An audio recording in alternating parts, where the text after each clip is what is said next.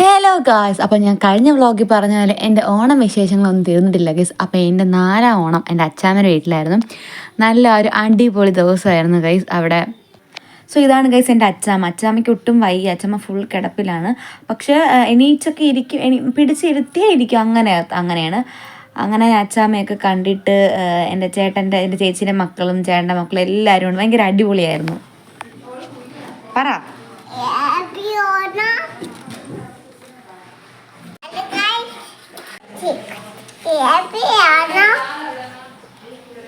ഇതാണ് എൻ്റെ ചേട്ടൻ്റെ മോൻ, ഇതെൻ്റെ ചേച്ചി. ഇതെൻ്റെ ചേച്ചിയുടെ മൂത്ത കുട്ടി, ഇളയ കുട്ടി അവിടെ നിൽപ്പുണ്ട്.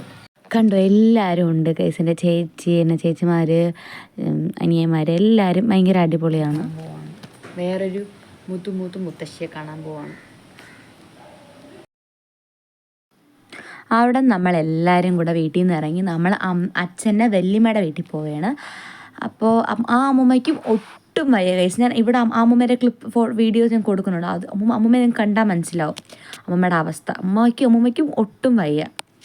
ഇതാണ് ആ അമ്മൂമ്മയെ കണ്ടിട്ട് നമ്മൾ വീട്ടിലെല്ലാവരും വന്നു. വീട്ടിൽ വന്നിട്ട് ഞാൻ അച്ചാമ്മയുടെ അടുത്ത് ഞാൻ പോണ് പിന്നെ വരാമെന്ന് പറയണം. അപ്പോൾ അച്ചാമ്മയ്ക്ക് അങ്ങനെ ഓർമ്മയൊന്നുമില്ല അങ്ങനെ. ഇപ്പം എന്നെ കണ്ട ആ ഓർമ്മയാണ്. പിന്നെ ഓർമ്മയില്ല ഞാൻ വന്നു എന്നൊന്നും. അങ്ങനെ ഞാൻ ഞാൻ പോകണമെന്ന് പറഞ്ഞിട്ട് ഞാൻ ഇറങ്ങി. അപ്പം ഞാൻ ഇറങ്ങിയതിൻ്റെ കൂടെ തന്നെ ചേച്ചിയുടെ ഹസ്ബൻഡിൻ്റെ വീട്ടിൽ പോകാൻ വേണ്ടി ഇറങ്ങണം. അപ്പോൾ ചേച്ചി ഓണം വെക്കേഷൻ ആയതുകൊണ്ട് വന്നതാണ്. അപ്പം നെക്സ്റ്റ് ഡേ കുട്ടികൾക്ക് സ്കൂൾ വർക്ക്, അതുകൊണ്ട് ചേച്ചിയും പോകാൻ വേണ്ടി ഇറങ്ങി. ചേട്ടൻ കൊണ്ടാക്കാൻ വേണ്ടി പോകണം. അങ്ങനെ അവിടെ നിന്ന് എല്ലാവരും ഇറങ്ങി. അവിടെ നിന്ന് ഇറങ്ങുമ്പോൾ ഇത്തിരി വിഷമമാണ്. കാരണം അത്രയും നേരം നമ്മൾ അടിച്ച് പൊളിച്ചിട്ട് ഞാൻ സത്യം പറഞ്ഞാൽ 3ാം ഓണത്തിനൊന്ന് പോകാനുള്ളതാണ്. പക്ഷെ ഞാൻ എന്തോ പോയില്ല.